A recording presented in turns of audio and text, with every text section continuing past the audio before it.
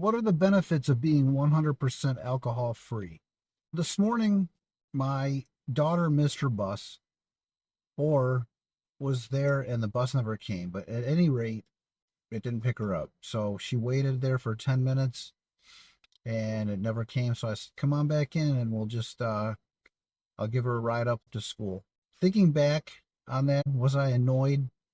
Yep, I was absolutely annoyed. I had planned on running some errands this morning anyway, but I didn't plan on leaving the house that soon, and I didn't certainly didn't plan on driving through the school drop-off area at 9 o'clock in the morning.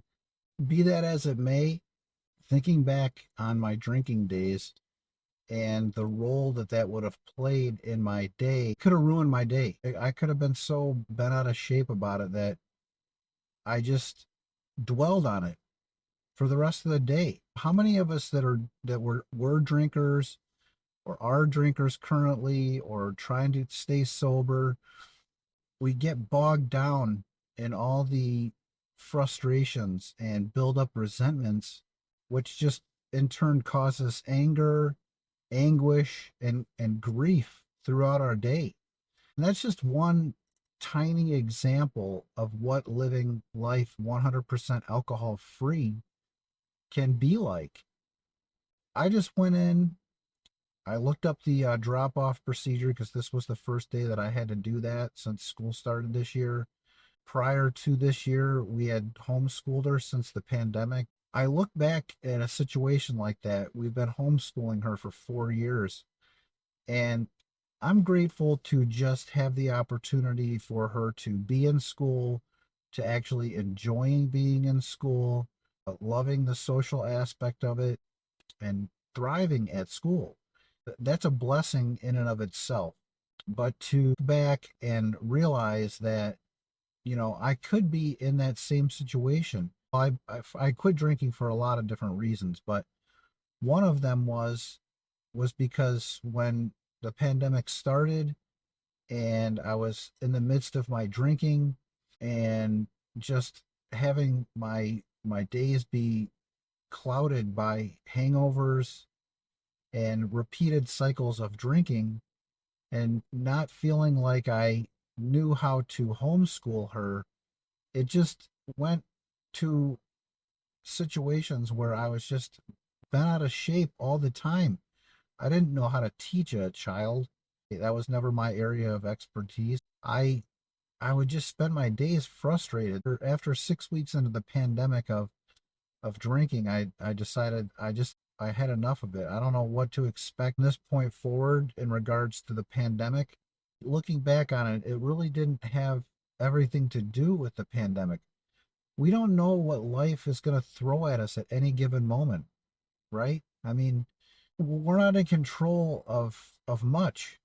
I mean, I this YouTube channel is basically about faith and sobriety and how to grow in our faith, how to stay sober, how to live and thrive in an alcohol free life, a drug free life, and sobriety.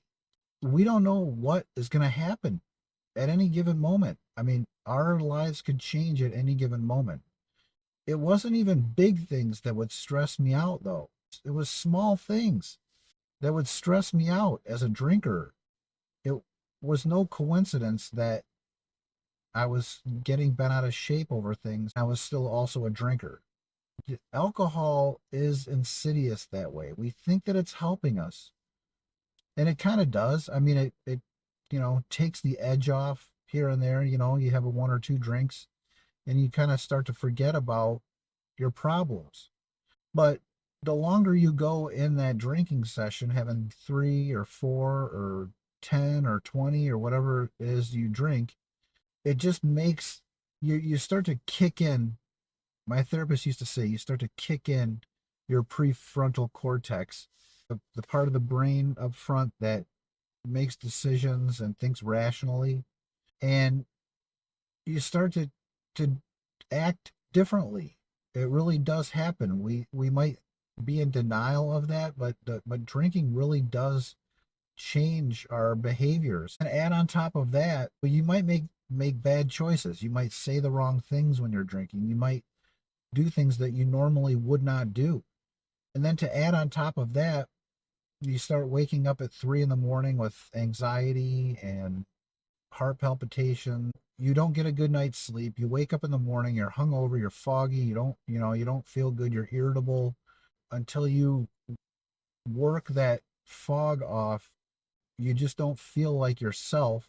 And then you might start that process all over again thinking, well, what am I going to drink later? How much can I drink? And do I have to work the next day? And all those things that go along with being a drinker.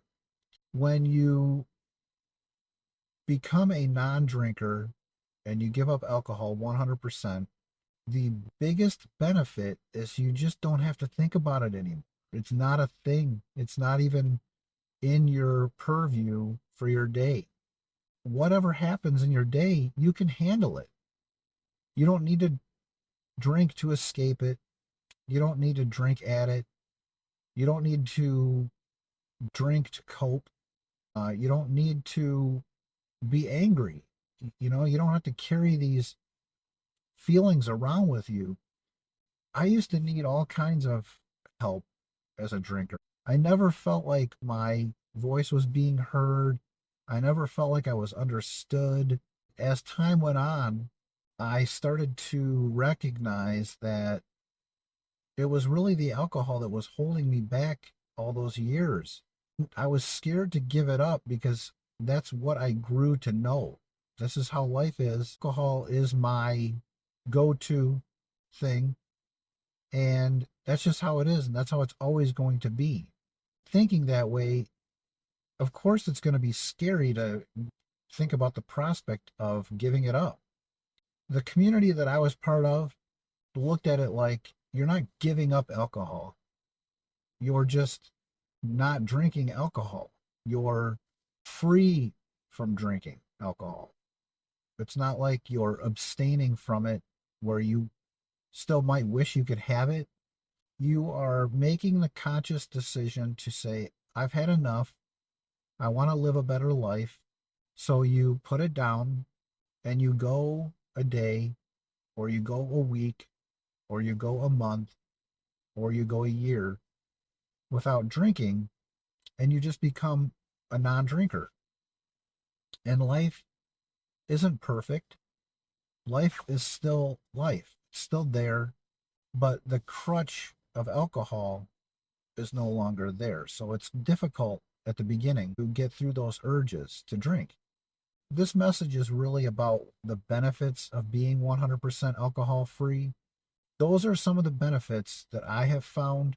It's really just a situation where you just don't need it anymore. At this point, 5 years later, I'll be 5 years in April of 2025. So I've got 4 or 5 months to go. The thing is that I'm no longer a drinker. I'm no longer a non drinker. I'm just Josh.